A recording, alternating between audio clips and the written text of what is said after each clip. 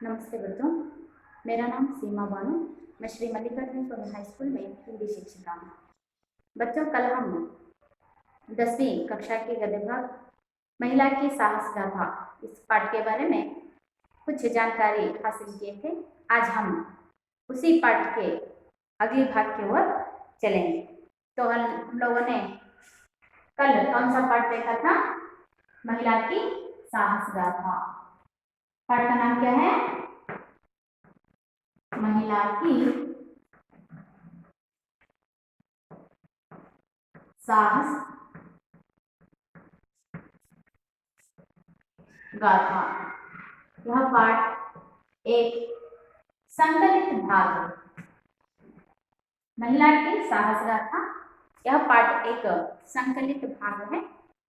कल की कक्षा में हम लोगों ने इस पाठ का आशय, इस पाठ से संबंधित कुछ नए शब्दों के अर्थ और भी कुछ जानकारी हासिल करे थे। इस पाठ में यानी कि महिला की साहस गाथा यह पाठ एक महिला से आधारित लिखा हुआ पाठ है। वह महिला है विजेंद्र पाल यानी बचेंद्र पाल। कल हम लोगों ने विजेंद्र पाल के बारे में कुछ जानकारी हासिल कर चुके हैं। आज हम इस पाठ से संबंधित और भी कुछ जानकारी हासिल करने से पहले कल किए गए पाठ से संबंधित कुछ प्रमुख अंशों को पुनर्मनन करते हुए आगे बढ़ेंगे। बच्चों, इस पाठ का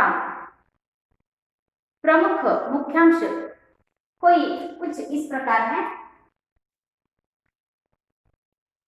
मुख्यांश विजेंद्र पाल को भारत के यानी कि एवरेस्ट की चोटी पर चढ़ने वाली पहली भारतीय महिला ऐसा गौरव प्राप्त है। यानी कि एवरेस्ट पर चढ़ने वाली भारत की प्रथम महिला है विजेंद्र पाल यानी बचेंद्र पाल। इनके बारे में बताया जाए तो बचेंद्र पाल एक साधारण से भारतीय परिवार में जन्मी है। इनका जन्म 24 मई 1954 को इनका जन्म हुआ। इनके पिता का नाम है किशनपाल सिंह। इनके पिता का नाम क्या है? किशनपाल सिंह। और इनकी माता का नाम है हंसा देई नेगी। इनकी माता का नाम है हंसा देई नेगी। इनके पिता का नाम क्या है? किशनपाल सिंह और इनकी माता का नाम है हंसा देई नेगी। इन दोनों दंपतियों को यानी कि किशनपाल सिंह और हंसा देई नेगी, इनको 5 संतान हैं। उन 5 संतानों में से विजेंद्र पाल यानी बचेंद्र पाल तीसरी संतान के रूप में जन्म ली। जब बचेंद्र पाल के बड़े भाई को पर्वतों पर चढ़ना बहुत ही अच्छा लगता था, जब भी विजेंद्र पाल के बड़े भाई पर्वतों पर चढ़ते थे, विजेंद्र पाल को उन्हें पर्वतों पर चढ़ते देख बहुत आनंद मिलता था और प्रेरणा मिलती थी कि मैं भी अपने बड़े भाई की तरह पर्वतों पर चढ़ सकती हूँ और इतना ही नहीं, उनसे भी उत्तम रूप में पर्वतों को चढ़ सकती हूँ। ऐसा आत्मविश्वास विजेंद्र पाल में बचपन से ही अपने बड़े भाई को देखते हुए उत्पन्न हुआ।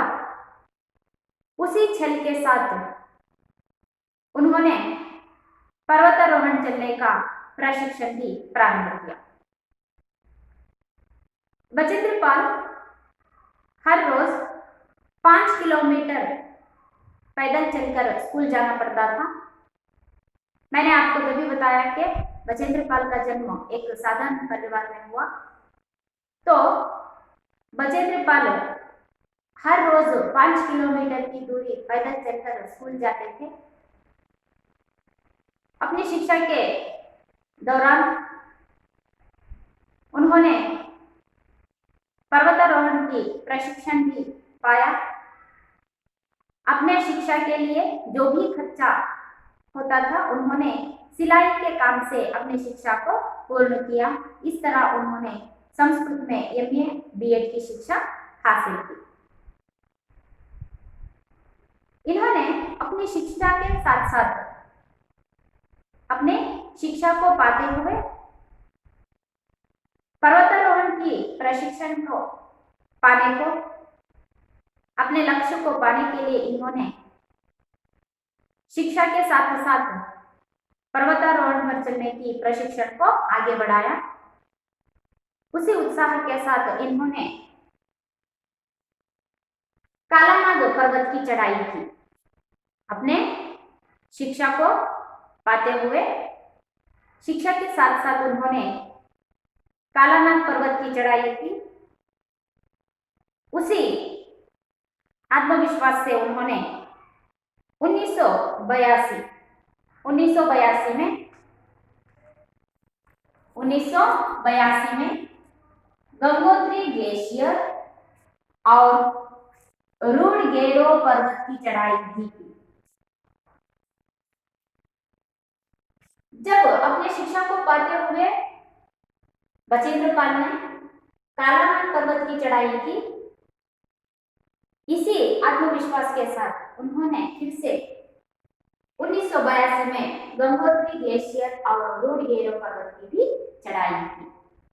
जब इन्होंने इन दोनों पर्वतों की चढ़ाई की, यानी कि गंगोत्री ग्लेशियर और रुडगेरो पर्वत की चढ़ाई जब इन्होंने की तो इनमें आत्मविश्वास अधिक हो गया।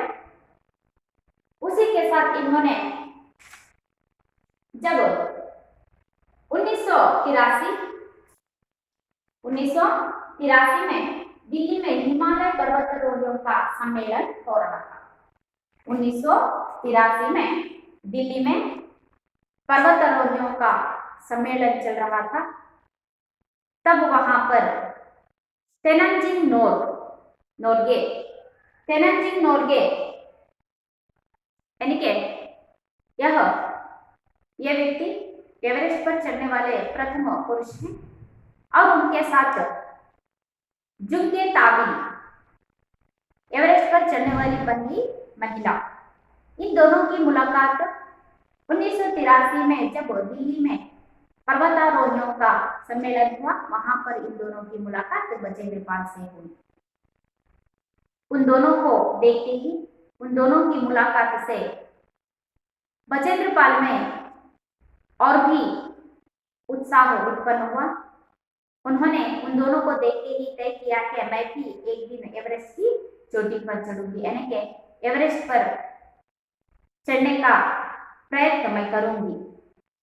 इसी प्रयत्न में उन्होंने 23 मई 1984 को एवरेस्ट पर पहुंचकर भारत का झंडा फहरा दिया। उन दोनों की प्रेरणा से, यानी कि तेनाजिंग नोरगे और जुंगे ताबी, इन दोनों की प्रेरणा से बचेंद्र पाल ने 23 मई 1984 को इन्होंने एवरेस्ट पर चढ़कर भारत का झंडा फहराया।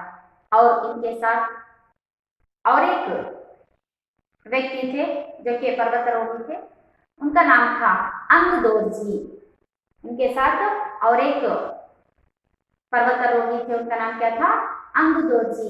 इनकी सहायता से बचेंद्र पाल ने 23 मई 1984 को एवरेस्ट पर चढ़कर भारत का झंडा फहरा दिया। बच्चों, हम लोगों ने कल की कक्षा में इन सभी प्रमुखांश को देखा। अब हम इस पाठ से संबंधित और भी जानकारी हासिल करेंगे। निर्णय तरगतिಯಲ್ಲಿ ನಾವು ವಿಜೇಂದ್ರ ಪಾಲ್ ಅಥವಾ ಬಚೇಂದ್ರ ಪಾಲ್ ಅವರು ನಮ್ಮ ಭಾರತದ ಎವರೆಸ್ಟ್ ಅನ್ನು ಹತ್ತಿದಂತಹ ಭಾರತದ ಪ್ರಥಮ ಮಹಿಳೆ ಅನ್ನುವಂತಹ ಹೆಗ್ಗಳಿಕೆಗೆ ಪಾತ್ರರಾಗಿರ್ತಾರೆ. ಇವರು ಸಾಧಾರಣವಾದಂತಹ ಭಾರತೀಯ ಕುಟುಂಬದಲ್ಲಿ ಜನಿಸಿದಂತಹ ಇವರಿಗೆ ಅಂದ್ರೆ ಇವರು 1954 ಮೇ 24ರಂದು ಜನಿಸ್ತಾರೆ. ಇವರ ತಂದೆ ಕಿಶನ್ ಪಾಲ್ ಸಿಂಗ್, ಇವರ ತಾಯಿ ಹನ್ಸಾದೇಯಿ ನೀತಿ. ಈ ದಂಪತಿಗಳಿಗೆ 5 ಜನ ಮಕ್ಕಳು. ಆ 5 ಜನ ಮಕ್ಕಳಲ್ಲಿ 3ನೆಯ ಮಗಳಾಗಿ ಬಚೇಂದ್ರ ಪಾಲ್ ಅವರು ಜನಿಸ್ತಾರೆ. ಇವರು ತನ್ನ ಅಣ್ಣ ಪರ್ವತಗಳನ್ನ ಹತ್ತುವಂತಹದ್ದು ಇವರ ಅಣ್ಣನಿಗೆ ತುಂಬಾ ಇಷ್ಟ ಇರುತ್ತೆ. ಅಣ್ಣ ಹತ್ತುತ್ತಾ ಇರುವಂತಹ ಆ ಪರ್ವತವನ್ನ ನೋಡಿ ತಾನು ಸಹ ಪರ್ವತಗಳನ್ನ ಹತ್ತಬಲ್ಲೆ, ಅಷ್ಟೇ ಅಲ್ಲ ತನ್ನ ಅಣ್ಣನಿಗಿಂತಲೂ ಉತ್ತಮ ರೀತಿಯಲ್ಲಿ ಪರ್ವತಗಳನ್ನ ಹತ್ತುತ್ತೇನೆ, ನಾನು ಸಹ ಪುರುಷರಿಗಿಂತ ಕಡಿಮೆ ಇಲ್ಲ ಅನ್ನುವಂತಹ ದೃಢವಾದಂತಹ ಸಂಕಲ್ಪದಿಂದ ಇವರೇನ್ ಮಾಡ್ತಾರೆ ಅಂತಂದ್ರೆ ಆ ಪರ್ವತಗಳನ್ನ ಹತ್ತುವಂತಹ ತರಬೇತಿಯನ್ನು ಪಡ್ತಾ ಹೋಗ್ತಾರೆ. ಪ್ರತಿದಿನ 5 ಕಿಲೋಮೀಟರ್ ದೂರದವರೆಗೆ ನಡ್ಕೊಂಡು ಹೋಗಿ ಇವರು ಶಿಕ್ಷಣವನ್ನು ಪಡಿತಾ ಇರ್ತಾರೆ. ಶಾಲೆಗೆ ಹೋಗೋದಕ್ಕೆ ಅವರಿಗೆ ದಿನ ಅವ್ರು ಎಷ್ಟು ಕಿಲೋಮೀಟರ್ ನಡಿಬೇಕಾಗಿತ್ತು, 5 ಕಿಲೋಮೀಟರ್ ದೂರದವರೆಗೆ ಪ್ರಯಾಣವನ್ನು ಮಾಡಿ ಅವರು ಶಿಕ್ಷಣವನ್ನು ಪಡಿತಾರೆ. ಅದರ ಜೊತೆಯಲ್ಲಿ ಇವರು ಆ ಪರ್ವತವನ್ನು ಹತ್ತುವಂತಹ ತರಬೇತಿಯನ್ನು ಸಹ ಪಡಿತಾ ಇರ್ತಾರೆ. ಈ 2 ಕಾರ್ಯಗಳ ನಡುವೆ ಅಂತಂದ್ರೆ ಶಿಕ್ಷಣ ಮತ್ತೆ ತರಬೇತಿಯನ್ನ ಪಡ್ಕೊಳ್ಳೋದಿಕ್ಕೆ ಇವರು ಹೊಲಿಗೆ ಕೆಲಸವನ್ನ ಮಾಡ್ತಾ ಇರ್ತಾರೆ. ಹೊಲಿಗೆನೂ ಸಹ ಕೆಲಸವನ್ನ ಕಲಿತಿರ್ತಾರೆ. ಬಟ್ಟೆಯನ್ನು ಹೊಲಿದು ಅದರಿಂದ ಬಂದಂತಹ ಹಣದಿಂದ ತಮ್ಮ ಶಿಕ್ಷಣದ ಎಲ್ಲ ಅವಶ್ಯಕತೆಗಳನ್ನ ಪೂರೈಸಿಕೊಳ್ತಾ ಇರ್ತಾರೆ. ಹೀಗೇನೆ ಬಹಳ ಕಷ್ಟಪಟ್ಟು ತಮ್ಮ ಶಿಕ್ಷಣದ ಎಲ್ಲ ವೆಚ್ಚಗಳನ್ನ ತಾವೇ ಭರಿಸಿಕೊಂಡು ಕೊನೆಗೆ ಸಂಸ್ಕೃತದಲ್ಲಿ MA ಮತ್ತೆ BEd ಶಿಕ್ಷಣವನ್ನು ಅವರು ಪೂರ್ಣಗೊಳಿಸ್ತಾರೆ. ತನ್ನ ಶಿಕ್ಷಣದ ಜೊತೆಯಲ್ಲಿ ತನ್ನ ಗುರಿಯನ್ನ ತಲುಪಿಸಬೇಕು ಅಂತಂದ್ರೆ ಪರ್ವತವನ್ನ ಹತ್ತುವಂತದ್ದು ಇವರ ಗುರಿ. ತನ್ನ ಗುರಿಯನ್ನ ತಲುಪಬೇಕು ಅನ್ನುವಂತಹ ಉದ್ದೇಶದಲ್ಲಿ ಶಿಕ್ಷಣದ ಜೊತೆಯಲ್ಲಿ ತರಬೇತಿಯನ್ನ ಸಹ ಪಡಿತಾ ಇರ್ತಾರೆ. ಅದೇ ಹುಮ್ಮಸ್ಸಿನಲ್ಲಿ ಅವರು ಕಾಲಾನಾಗ್ ಅನ್ನುವಂತಹ ಪರ್ವತವನ್ನ ಹತ್ತುತ್ತಾರೆ. ಯಾವಾಗ ಕಾಲಾನಾಗ್ ಅನ್ನುವಂತಹ ಪರ್ವತವನ್ನ ಹತ್ತುತ್ತಾರೋ ಇವರಲ್ಲಿ ಆತ್ಮವಿಶ್ವಾಸ ಹೆಚ್ಚಾಗುತ್ತೆ. ತದನಂತರ ಅಂತಂದ್ರೆ 1982ರಲ್ಲಿ ಇವರು ಗಂಗೋತ್ರಿ ಗ್ಲೇಷಿಯರ್ ಮತ್ತೆ ವರೂಡ್ಗೇರು ಅನ್ನುವಂತಹ ಪರ್ವತವನ್ನ ಹತ್ತಿದ ನಂತರ ಇವರಿಗೆ ಆತ್ಮವಿಶ್ವಾಸ ಇನ್ನೂ ಹೆಚ್ಚಾಗುತ್ತೆ. ಅದೇ ಸಮಯದಲ್ಲಿ 1983ರಲ್ಲಿ ದೆಹಲಿಯಲ್ಲಿ ಪರ್ವತಾರೋಹಿಗಳ ಒಂದು ಸಮ್ಮೇಳನ ನಡೀತಾ ಇರುತ್ತೆ. ಆ ಒಂದು ಸಮ್ಮೇಳನದಲ್ಲಿ ತೆನಂಜಿಂಗ್ ನೋರ್ಗ್ ಅನ್ನುವಂತಹ ಅಂದ್ರೆ ಎವರೆಸ್ಟ್ ಅನ್ನು ಹತ್ತಿದಂತಹ ಪ್ರಥಮ ಪುರುಷ ಮತ್ತು ಜುಂಗೆ ತಾಬಿ ಅನ್ನುವಂತಹ ಎವರೆಸ್ಟ್ ಹತ್ತಿರುವಂತಹ ಪ್ರಥಮ ಮಹಿಳೆ, ಇವರಿಬ್ಬರ ಭೇಟಿ ಬಚೇಂದ್ರ ಪಾಲ್ ಅವರಿಗೆ ಆಗುತ್ತೆ. ಅವರ ಭೇಟಿಯಾದ ನಂತರ ಬಚೇಂದ್ರ ಪಾಲ್ ಅವರು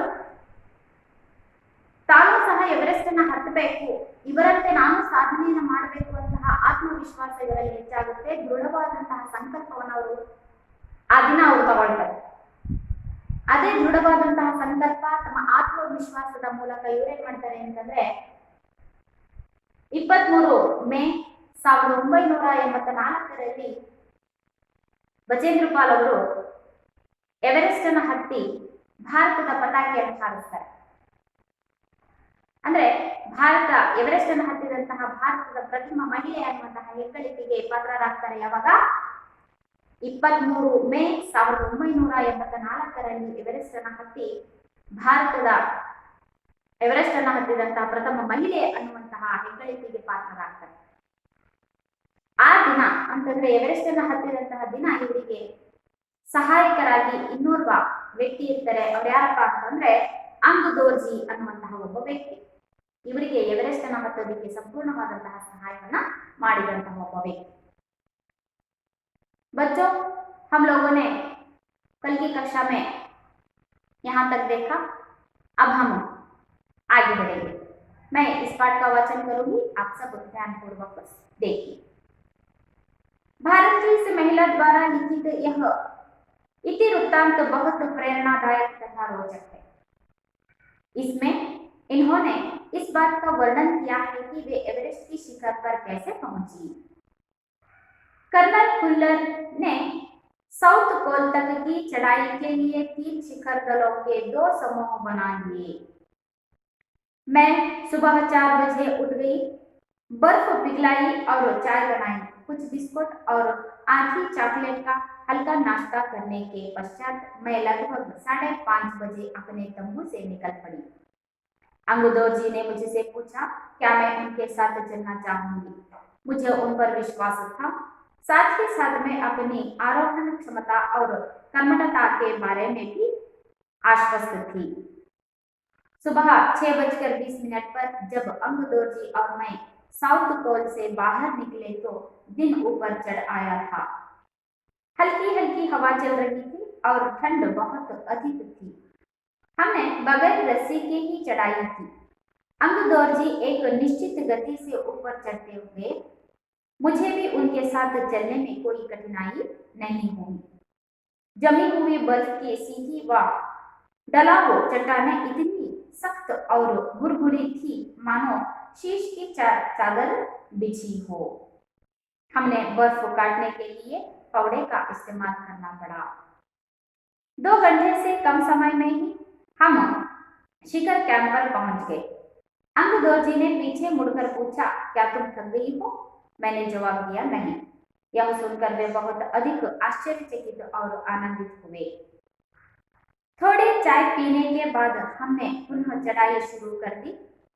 लालटू एक लाइलन की रस्सी लाया था, इसीलिए अंगदौर जी और मैं रस्सी के सहारे चढ़े, जबकि लालटू एक साथ से रस्सी पकड़े हुए बीच में चला। तभी लालटू ने गौर किया कि मैं इन ऊंचाई के लिए आवश्यक 4 लीटर ऑक्सीजन की अपेक्षा लगभग 2.5 लीटर ऑक्सीजन प्रति मिनट की दर से लेकर चढ़ रही थी। मेरे रेगुलेटर पर जैसे ही उसने ऑक्सीजन की आपूर्ति बढ़ाई, मुझे कठिन चढ़ाई आसान लगने लगी। दक्षिणी शिखर के ऊपर हवा की गति बढ़ गई थी। उस ऊंचाई पर तेज हवा के झोंके भुरभुरे बर्फ के कणों को चारों तरफ उड़ा रहे थे, जिससे कुछ दिखाई नहीं दे रहा था। मैंने देखा कि थोड़ी दूर तक कोई ऊंची चढ़ाई नहीं है। ढलान एकदम सीधी नीचे चली गई है। मेरी सांस मानो एकदम रुक गई थी। मुझे लगा कि सफलता बहुत नजदीक है। 23 मई 1984 के दिन दोपहर के 1:07 पर मैं एवरेस्ट की चोटी पर खड़ी थी। एवरेस्ट की चोटी पर पहुंचने वाली मैं प्रथम भारतीय महिला थी। एवरेस्ट की चोटी पर इतनी जगह नहीं थी कि 2 व्यक्ति साथ साथ खड़े हो सके। चारों तरफ हजारों मीटर लंबी सीधी ढलान को देखते हुए हमारे सामने मुख्य प्रश्न सुरक्षा का था। हमने फावड़े से पहले बर्फ की खुदाई कर अपने आप को सुरक्षित रूप से स्थिर किया। इसके बाद मैं अपनी घुटनों के बल बैठी। बर्फ पर अपने माथे को लगाकर मैंने सागर माता के ताज को चुंबन किया। बिना उठे ही मैंने अपने थैली से हनुमान चालीसा और दुर्गा माँ का चित्र निकाला। मैंने इन्हें अपने साथ लाए लाल कपड़े में लपेटा और छोटी सी पूजा करके इनको बर्फ में दबा दिया। उठकर मैं अपने रज्जु नेता अंगदौर जी के प्रति आदर भाव से झुकी। उन्होंने मुझे गले लगाया। मुझे कुछ देर बाद सोनम गुर्जर पहुंचे और उन्होंने फोटो लिए। इस समय तक लाडू ने हमारे नेता को एवरेस्ट पर पहुंचने की सूचना दे दी थी। तब मेरे हाथ में वाकी टाकी दिया गया। कर्नल फुल्लर ने मुझे बधाई दी और बोले, देश को तुम पर गर्व है। हमने शिखर पर 43 मिनट व्यतीत किए और अपनी वापसी यात्रा 1:55 पर आरंभ की। अंगदौर जी और मैं साउथ पोल पर 5:30 बजे तक पहुंच गए। सबने साउथ पोल से शिखर तक और वापस साउथ पोल तक की यात्रा चोटी पर रुकने सहित पूरे 10 घंटे 40 मिनट के अंदर पूरी करने पर बधाई दी। मैं जब तंबू में घुस रही थी, मैंने मेजर कुमार को कर्नल फुल्लर से वायरलेस पर बात करते सुना। आप विश्वास करें या ना करें श्रीमान, विजेंद्र पाल केवल 3 घंटे में ही वापसी आ गई है और वह उतनी ही चुस्त दिख रही है जितनी वह आज सुबह चढ़ाई शुरू करने से पहले थी। मुझे पर्वतारोहण में श्रेष्ठता के लिए भारतीय पर्वतारोहण संघ का प्रतिष्ठित स्वर्ण पदक तथा अन्य अनेक सम्मान और पुरस्कार प्रदान किए गए। पद्मश्री और प्रतिष्ठित अर्जुन पुरस्कार की घोषणा की गई। सबके आकर्षण और सम्मान का केंद्र होना मुझे बहुत अच्छा लगा। इस तरह विजेंद्री को एवरेस्ट पर पहुंचने वाली पहली भारतीय महिला होने का गौरव प्राप्त है। विजेंद्र पाल द्वारा लिखित एवरेस्ट मेरी शिखर यात्रा पर आधारित है। बच्चों, इस पाठ से संबंधित कुछ शब्दों के अर्थों को जानेंगे और इस पाठ का विश्लेषण देखेंगे। तो इस पाठ से संबंधित इस पाठ में आने वाले कुछ नए शब्दों में से पहला शब्द है दौरान। दौरान शब्द का अर्थ होता है उस समय। दौरान शब्द का अर्थ क्या है? उस समय। अगला शब्द है झंडा। झंडा शब्द का अर्थ होता है पताका। झंडा शब्द का अर्थ क्या है? पताका। अगला शब्द कौन सा है? तंबू। तंबू यानी शामियाना। तंबू शब्द का अर्थ क्या है? शामियाना।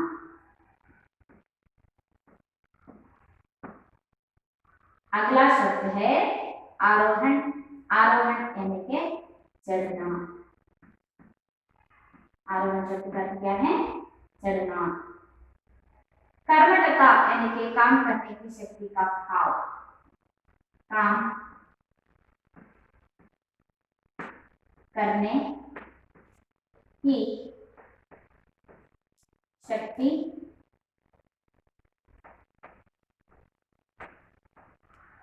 का भाव। अगला शब्द कौन सा है? बगैर। बगैर शब्द का अर्थ क्या होता है? बिना। बगैर शब्द का अर्थ क्या है? बिना। फावड़ा शब्द का अर्थ है खुदाई का साधन। खुदाई का साधन।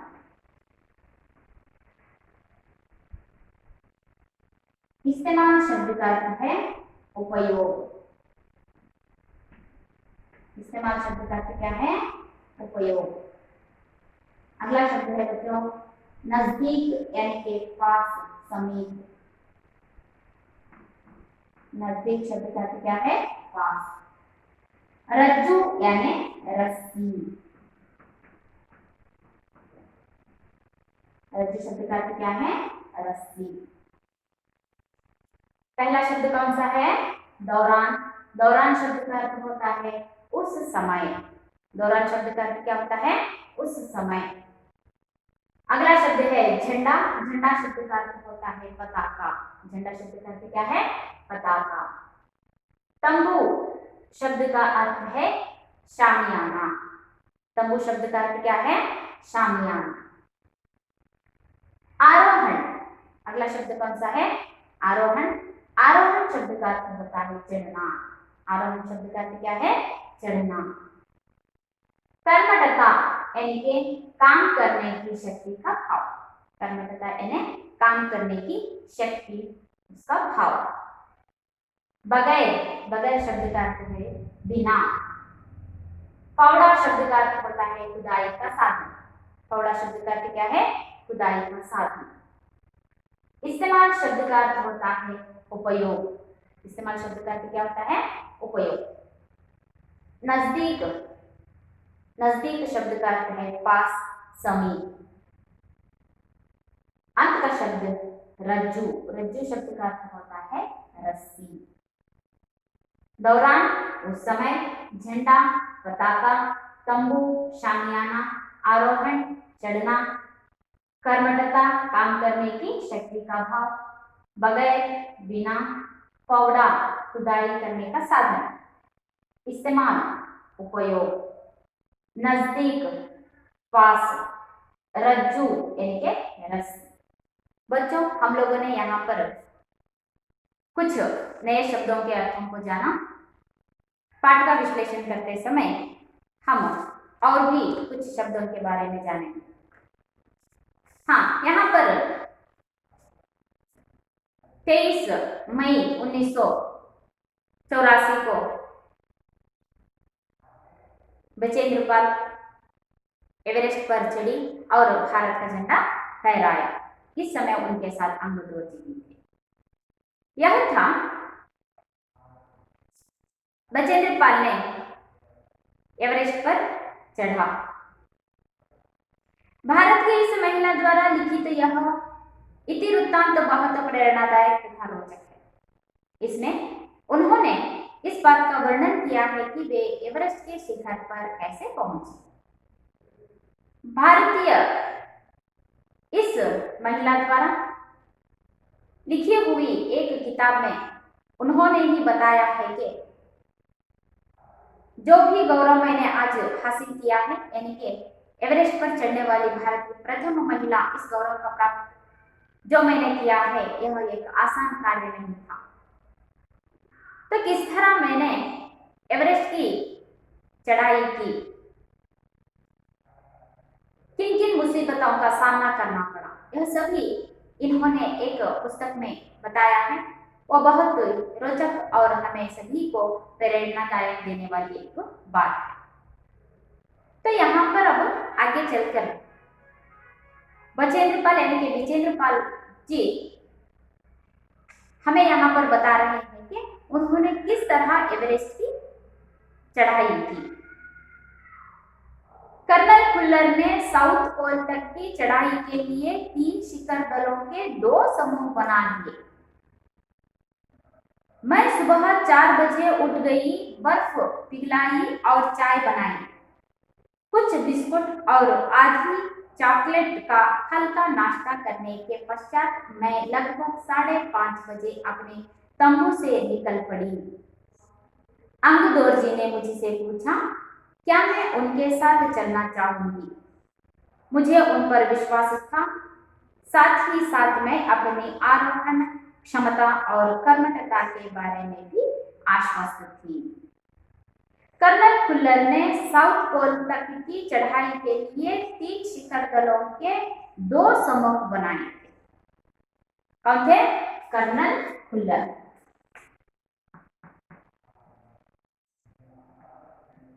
कर्नल खुल्लर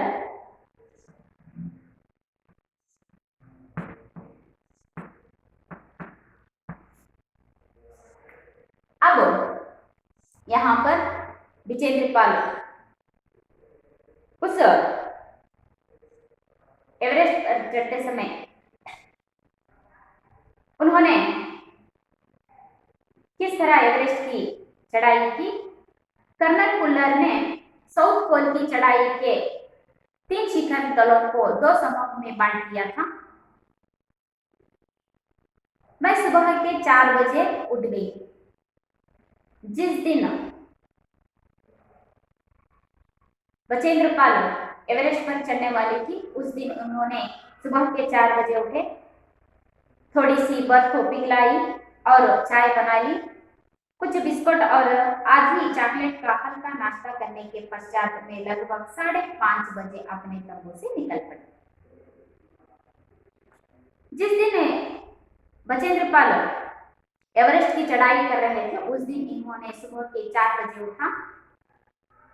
उठते ही इन्होंने बर्फ को पिघलाई, थोड़ी सी चाय बना ली और उसके साथ कुछ बिस्कुट और चॉकलेट का हल्का नाश्ता करते हुए इन्होंने ठीक 5:30 बजे अपने तंबू से बाहर निकले। तंबू का अर्थ होता है शामियाना, यानी कि अंग्रेजी में हम टेंट कहते हैं, जो भी बाहर जाकर जो टेंट बनाते हैं ना। हाँ, ठीक 5:30 बजे मैंने अपने तंबू से बाहर निकली। अंगदौर जी ने मुझे पूछा क्या मैं उनके साथ चलना चाहूंगी। ठीक 5:30 बजे मैं अपने तंबू से बाहर निकली, तभी अंगदौर जी ने मुझे पूछा क्या आप मेरे साथ चलना चाहोगी। किसने पूछा? अंगदौर जी ने मुझे पूछा। मुझे उन पर विश्वास था। मुझे पर्वतारोही अंगदौर जी के ऊपर पूरा विश्वास था। साथ ही साथ मैं अपने आरोहण का अर्थ होता है चढ़ना, मुझे अपने चढ़ने और चढ़ने की क्षमता और कर्मठता का अर्थ है काम करने की शक्ति का भाव। मुझे अपने चढ़ाई और अपने काम करने के शक्ति के ऊपर पूरा भरोसा था। इसी भरोसे के साथ मैंने अंगदौर जी के साथ चलने के लिए तैयार हो गई। कर्नल फुल्लर ने चढ़ाई के लिए 3 शिखर दलों को 2 समूहों में बांट लिया था। उस दिन मैं कितने बजे उठी? 4 बजे उठी। बर्फ को पिघलाया, चाय बना ली। चाय के साथ कुछ बिस्कुट और चॉकलेट का हल्का नाश्ता करते हुए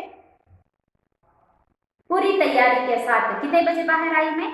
हाँ, ठीक 5:30 बजे मैं अपने तंबू से बाहर निकली।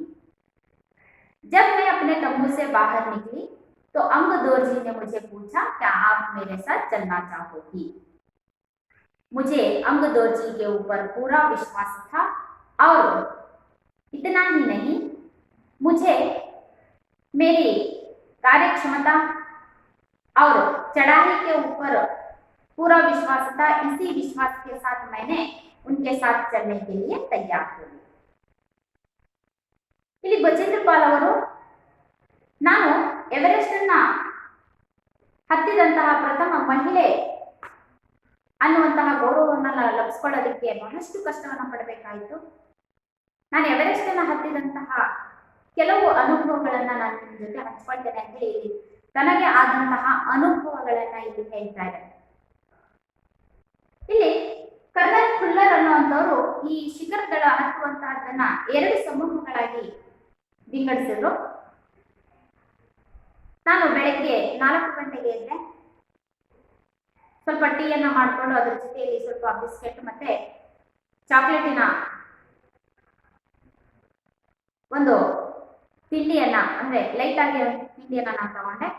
ಅದಾದ ನಂತರ ಎಲ್ಲ ಸಿದ್ಧತೆಗಳ ಮೂಲಕ ನಾನು ನನ್ನ ತಮ್ಮುವಿನಿಂದ ಎಷ್ಟು ಗಂಟೆ ಹೊರಗೆ ಬಂದೆ? ನಾನು ಸರಿಯಾಗಿ 5:15 ನಾನು ಹೊರಗಡೆ ಬಂದ ತಕ್ಷಣನೇ ಅಂಗದೌರ್ ಜಿ ಅವರು ನನಗೆ ಕೇಳಿದ್ರು, ನೀವು ನನ್ನ ಜೊತೆ ಹತ್ತೋದಿಕ್ಕೆ ಇಷ್ಟಪಡ್ತೀರಾ, ಅಂದ್ರೆ ನನ್ನ ಜೊತೆ ಬರ್ತೀರಾ ನೀವು ಅಂತ ಹೇಳಿದ್ರು. ಅಂಗದೌರ್ ಜಿ ನನ್ನನ್ನ ಕೇಳಿದ್ರು. ನನಗೆ ಅಂಗದೌರ್ ಜಿಯ ಮೇಲೆ ಪೂರ್ಣ ವಿಶ್ವಾಸ ಇತ್ತು. ಅದರ ಜೊತೆಯಲ್ಲಿ ನನ್ನ ಕಾರ್ಯಕ್ಷಮತೆ, ನನ್ನ ಸಾಮರ್ಥ್ಯ, ನನ್ನ ಹತ್ತುವಂತಹ ಶೈಲಿ ಮತ್ತೆ ನನ್ನ ಕಾರ್ಯಕ್ಷಮತೆಯ ಬಗ್ಗೆ, ನನ್ನ ಸಾಮರ್ಥ್ಯದ ಬಗ್ಗೆ ನನಗೆ ಬಹಳಷ್ಟು ನಂಬಿಕೆ ಇತ್ತು. ಆ ಒಂದು ನಂಬಿಕೆಯಿಂದ, ಆ ಒಂದು ಆತ್ಮವಿಶ್ವಾಸದಿಂದ ನಾನು ಅಂಗದೌರ್ ಜಿಯ ಜೊತೆ ಹತ್ತೋದಿಕ್ಕೆ ನಾನು ಸಿದ್ಧಳಾದೆ. सुबह 6:20 पर जब अंगदौर जी और मैं साउथ पोल से बाहर निकले तो दिन ऊपर चढ़ आया था। हल्की हल्की हवा चल रही थी और ठंड बहुत अधिक थी। हमने बगैर रस्सी के ही चढ़ाई की। अंगदौर जी एक निश्चित गति से ऊपर चढ़ते गए। मुझे भी उनके साथ चलने में कोई कठिनाई नहीं हुई। जमी हुई बर्फ की सीधी व ढलाऊ चट्टानें इतनी सख्त और भुरभुरी थी मानो शीशे की चादर बिछी हो। हमें बर्फ काटने के लिए फावड़े का इस्तेमाल करना पड़ा। हम लोगों ने अपनी चढ़ाई शुरू की। ठीक 6:20 पर अंगदौर जी और मैं यानी कि विजेंद्रपाल साउथ पोल से बाहर निकले। साउथ पोल से हम लोग ने ठीक 6:20 पर हम लोगों ने साउथ पोल से बाहर निकले। तो दिन चढ़ आया था, यानी कि सुबह हो गई थी। हल्की हल्की हवा चल रही थी और ठंड भी बहुत थी, क्योंकि ये लोग बर्फ की चढ़ाई कर रहे हैं। यहाँ पर इन्हें बहुत ही ठंड दिखाई दे रही थी। हमने बगैर रस्सी के ही चढ़ाई की। हम लोगों ने रस्सी के बिना ही चढ़ाई आरंभ की। अंगदोर्जी एक निश्चित गति से ऊपर चढ़ते गए। अंगदोर्जी को तो कोई कठिनाई नहीं हुई, वे एक निश्चित गति से चढ़ रहे थे। मुझे भी उनके पीछे चढ़ने में कोई कठिनाई नहीं थी, क्योंकि मैं बहुत ही चढ़ाई में प्रशिक्षण पा चुकी थी। मुझे अपनी चढ़ाई में पूरा विश्वास था। जमी हुए बर्फ की सीधी व ढलाऊ चट्टानें इतनी सख्त और बुरबुरी थी, वह बर्फ की चट्टानें इतनी बुरबुरी थी कि मानो शीशे की चादर बिछी हो, इतनी सख्त थी। पैर रखने में इतनी कठिनाई हो रही थी, क्योंकि वह बर्फ की जो चट्टानें जिस तरह दिखाई दे रही थी कि मानो शीश की चादर पर पैर रख रहे हैं, यानी कि वहां पर शीश बिछा हो। हमें बर्फ काटने के लिए फावड़े का इस्तेमाल करना पड़ा। उन सख्त भुरभुरी सी बर्फ पर चढ़ना आसान कार्य नहीं था। हम लोगों ने बिना रस्सी के चढ़ाई प्रारंभ की थी, इसीलिए हम लोगों ने आगे चलकर फावड़े का इस्तेमाल करना पड़ा हमें, यानी कि फावड़ा इस शब्द का अर्थ होता है खुदाई का एक साधन। किस लिए इन्होंने फावड़े का इस्तेमाल किया? क्योंकि जो भी वहां पर बर्फ की चट्टानें थी वह भुरभुरी थी और शीशे जैसी सख्त थी।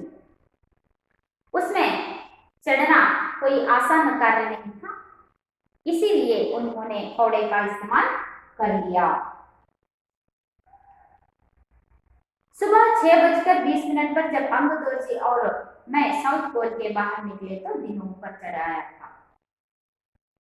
6:20 ಸರಿಯಾಗಿ ನಾವಿಬ್ರು ಸೌತ್ ಪೋಲ್ ನಿಂದ ಹೊರಗೆ ಬಂದ್ವಿ. ಅಲ್ಲಿಗಲ್ಲೇ ಬೆಳಗಾಗಿತ್ತು. ठंडी सी हवा चल रही थी, तन्नಗೆಯ ಗಾಳಿ ಬೀಸ್ತಾ ಇತ್ತು. ಅದರ ಜೊತೆಯಲ್ಲಿ बहुत ठंड थी, ತುಂಬಾನೇ ಚಳಿ ಆಗ್ತಾ ಇತ್ತು. हम लोगों ने बिना रस्सी के चलना प्रारंभ किया. ನಾವು ಹಗ್ಗವನ್ನ ಉಪಯೋಗಿಸ್ತೇನೆ ಆ ಪರ್ವತವನ್ನ ಹತ್ತಲಿಕ್ಕೆ ಶುರು ಮಾಡಿದ್ವಿ. ಆ ಪರ್ವತವನ್ನ ಅಂಗದೋರ್ಜಿಯವರು ಬಹಳ ಸರಳವಾಗಿ ಹತ್ತುತ್ತಾ ಇದ್ರು, ಬಹಳ ನಿರರ್ಗಳವಾಗಿ ಅವರು ಹತ್ತುತ್ತಾ ಇದ್ರು. ಅವರಂತೆ ನಾನು ಸಹ ನಿರರ್ಗಳವಾಗಿ ಹತ್ತುತ್ತಾ ಇದ್ದೆ. ಏಕೆ ಅಂತಂದ್ರೆ ನನಗೆ ಈ ಹತ್ತೋದ್ರಲ್ಲಿ ಬಹಳಷ್ಟು ತರಬೇತಿನ ನಾನು ಪಡ್ಕೊಂಡಿದ್ದೆ, ಹಾಗಾಗಿ ಹತ್ತೋದ್ರಲ್ಲಿ ನನಗೆ ಅಷ್ಟೊಂದು ಕಷ್ಟ ಆಗಲಿಲ್ಲ. जब भी हम आगे चढ़ने लगे, ನಾವು ಮೇಲೆ ಹತ್ತುತ್ತಾ ಹೋದಂತೆ ಬರ್ಫ್ ಕಿ ಚಟ್ಟಾನೆ ಇತನಿ ಸಖ್ತ್ ಥಿ. ಆ ಒಂದು ಬರ್ಫ್ ಅನ್ನುವಂತಹದ್ದು ಎಷ್ಟು ಗಟ್ಟಿಯಾಗಿತ್ತು ಅಂತಂದ್ರೆ ಮಾನೋ ಶೀಶೆಗೆ ಚಾದರ್ ಬಿಚ್ಚಿವು. ನಾವು ಗಾಜಿನ ಮೇಲೆ ನಡೀತಾ ಇದ್ದೀವಿ ನಾವು, ಆ ರೀತಿಯಾಗಿ ಆ ಮಂಜು ಅನ್ನುವಂತಹದ್ದು ಗಟ್ಟಿಯಾಗಿತ್ತು. सख्त यानी कि गट्टियागिತ್ತು, उतनी सख्त थी. तभी हम लोगों ने चढ़ाई के लिए फावड़े का इस्तेमाल किया. ಸ್ವಲ್ಪ ಸಮಯದ ನಂತರ ನಾವೇನ್ ಮಾಡಿದ್ವಿ, ಹತ್ತೋದಕ್ಕೆ ನಾವು ಈ ಹತ್ತುವಂತಹ ಅಂತಂದ್ರೆ ಆ ಬರ್ಫ್ ಅನ್ನ ಕಟ್ ಮಾಡೋದಕ್ಕೆ ಉಪಯೋಗಿಸುವಂತಹ ಒಂದು ಸಾಧನವನ್ನು ನಾವು ಬಳಸಿದ್ವಿ. वहां पर हम लोगों ने फावड़े का इस्तेमाल किया. इस तरह हम लोगों ने उस पर्वत का यानी कि पर्वत की चढ़ाई की.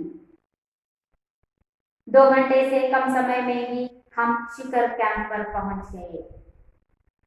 अंगदोर्जी ने पीछे मुड़कर पूछा, क्या तुम थक गई हो?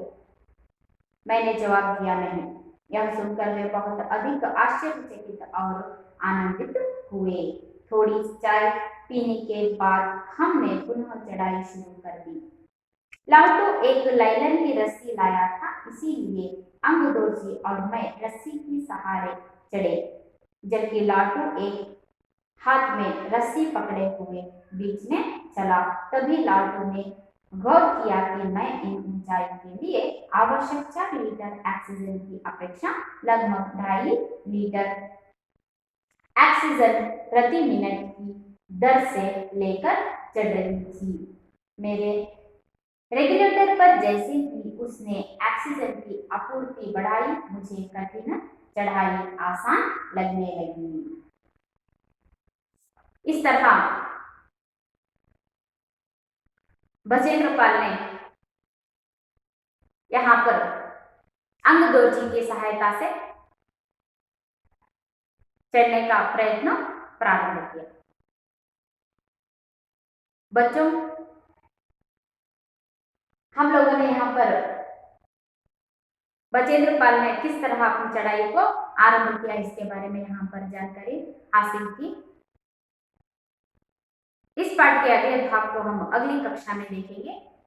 आज जो भी हम लोगों ने यहाँ पर सीखा है, यानी कि इस पाठ का सारांश को देखा है, उस सारांश को आप लोग घर पर एक बार फिर से पढ़ लीजिए और उसको समझने का प्रयत्न कीजिए, प्रयास कीजिए। अगली कक्षा में हम और भी जानकारी हासिल करेंगे। धन्यवाद।